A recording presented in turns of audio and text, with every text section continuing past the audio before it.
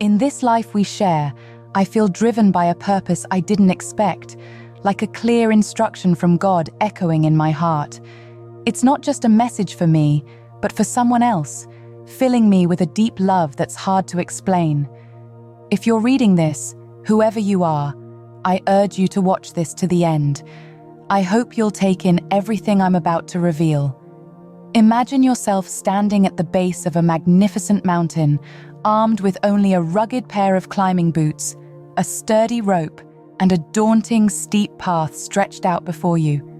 You're about to embark on an epic journey. Almost inevitably, every time I find myself at this metaphorical mountain of life, I seem to be handed a frayed rope. Can you relate to this? One end of the rope is strong, tightly bound, and anchors me securely to the rocky terrain. The other end, however, is frayed and ragged, and instead of providing a firm hold, it seems intent on making me lose my footing. Initially, I wondered if it was my climbing technique that was flawed. Was I tying the knots wrong? Perhaps I was applying more pressure on one side than the other. I observed my method, refining and reassessing, but soon I realized that it wasn't my technique that was at fault. It was that unruly end of the rope, fraying and rebellious, threatening to send me off course. Others around me on the mountain seemed to ascend effortlessly, their ascent steady over the rugged path, while I found myself constantly adjusting my grip, battling the unpredictable path the frayed rope was leading me on. A moment of introspection presented itself. Was this a struggle I was willing to endure? Should I resist this challenge, or should I embrace it? And so began a silent duel with the tattered rope, a standoff against my unexpected antagonist. You would think it was easy enough to replace it, but life, as I found, delights in the unexpected. Past attempts to exchange this frayed rope for a new one led me into further comedic irony. The replacements were invariably more problematic than the original. It appeared that I was destined to learn a lesson, to find contentment with what I had, to appreciate my lot, however imperfect it seemed. There, on the rugged slopes of that grand mountain, under the limitless open sky, I experienced an epiphany. As the frayed rope led me on a tumultuous climb, I learned to relish this peculiar dance. I learned to embrace the unruly rope, to value its unique character and the unpredictability it brought into my journey. The tattered rope, causing me to move in uncertain directions, became a symbol of gratitude, reminding me to be thankful for the journey it facilitated, however zigzag and steep it might have been. Amidst the extraordinary, I was learning profound wisdom in the most unlikely of situations, from a solitary rope on a formidable mountain. This, dear friend, is a reminder to see beauty in the mundane, to discover lessons in the ordinary, and to find divine guidance subtly veiled in the most unexpected corners of life. For the grandest revelations often come in the simplest of moments. So, I invite you to appreciate the unexpected routes they lead you on, and to find joy in their unpredictable guidance. For it's often in our everyday challenges that we discover our deepest strengths and truest delights. It's all about perspective, about finding the humor in our trials and the beauty in our challenges. Indeed, the road to understanding and peace is riddled with bends and detours. However, nestled within the Holy Scriptures, I have learned the art of contentment. It's a gentle yet potent reminder that beckons us to find satisfaction in our lives, not to be misconstrued as complacency or a lack of ambition for greater heights. On the contrary, it reinforces our yearning for more, our pursuit of growth, our desire for achievement, but in a manner that appreciates our current station in life. To better illustrate this, consider life to be a grand staircase. With each step you take, you ascend, leaving behind the step you once stood on. However, in this analogy, should you be standing on the third step, don't dismiss its importance while yearning for the 10th. Each level, each step has its unique charm and lessons. Learn to appreciate the moment of being on that third step. If you don't pause to be content and grateful for your position on step 3, the journey to the 10th might rob you of the joy inherent in your climb. The allure of life lies within the journey itself. Much like an expedition, it's not merely about the destination, but the sights, sounds, and experiences along the way. At times, you need to pause, enjoy the scenery, the proverbial trees, and the grass beneath your feet. If you remain fixated on the end goal, say to be rich, your life might become a relentless race with no vision beyond the finish line. In this tunnel vision pursuit, you could find yourself at life's sunset with nothing but regrets, an empty journey devoid of cherished memories. Why? Because you failed to grasp the essence of contentment. Despite your goals and dreams, there's a subtle beauty in enjoying the now, the present moment. This doesn't undermine your ambitions, but highlights the importance of satisfaction along your pursuit. It's essential to recognize that comparison is the thief of joy. There will always be someone with more than you, just as there will always be someone with less. The trick lies not in measuring your journey against theirs, but being content with your own path, your unique climb up the staircase of life. Stop casting your eyes on their strides and focus on your own steps, your own pace, your own journey. Embrace gratitude for the little things, for they are the most precious. Be thankful for the food that graces your table, the cool water that quenches your thirst, the roof that shields you from the storm. These are not to be taken for granted, for in these small pleasures, immense joy can be found.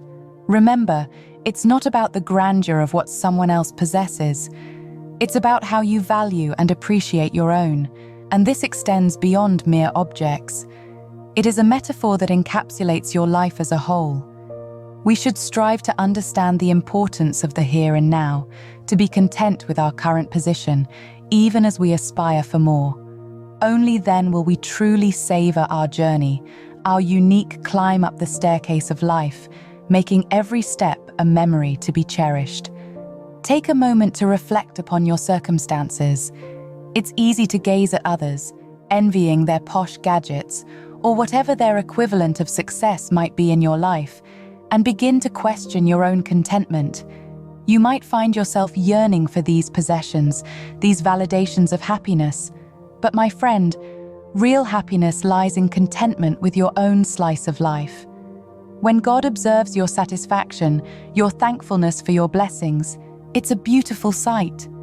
Consider this: there's nothing more disheartening than an ungrateful child. Imagine a child of 5, and you, as a generous benefactor, shower them with gifts. A $100 toy here, a $200 toy there, even escalating to a grand display of a $1,000 present. Each time, the child's delight is evident, their joy bouncing off the walls. However, imagine the following day, you walk into the store for a pen and a pad, your mundane needs. The child spots something they desire and asks you for it. You, having showered the child with gifts, deny this small request. In response, the child laments their unfortunate life, claiming they never get anything, that no one ever buys them gifts. At such a moment, you'd undoubtedly find the child ungrateful, wouldn't you? You've just showered them with a cascade of presents, and here they are complaining about an inconsequential trinket. This is a mirror image of our lives at times when we overlook the blessings that God has graced us with and focus on the trivial desires we yearn for. Let me tell you, no matter where you find yourself in life, God has already blessed you in abundance. If you doubt this, simply place 2 fingers on your wrist. Do you feel that rhythmic throb? That's your heartbeat, the lifeline of your existence. It signifies that as long as you have a pulse, you have a purpose. So my challenge for you today is to break away from the shackles of ingratitude. In every situation, turn to God. Contemplate on who you turn to when life throws you curveballs. Let's draw a parallel to a sailboat, shall we? Just like a seasoned sailor is familiar with the whims of his boat, do we, as children of God, instinctively turn to Him in times of need? Do we have our compass calibrated to seek His guidance regardless of how minuscule, seemingly unimportant, or overlooked the situation might seem? In every circumstance, we must steer our ship towards God. He is the all-seeing, all-knowing omnipotent. Just like when your vehicle breaks down, you take it to the manufacturer. When you're feeling lost or broken, take your troubles to God. The manufacturer knows their product inside out. A mere glance might be enough for them to identify the problem and rectify it. Why, you ask? Because they are masters of their craft. They've seen every possible problem and know exactly how to fix it. They've got the manual, the blueprint of their product. The same applies to us, the children of God. He knows us because He is our Creator. Deliver your worries unto Him, and He will set you straight. Allow me to share a verse from 1 Thessalonians chapter 5, verses 16 through 18.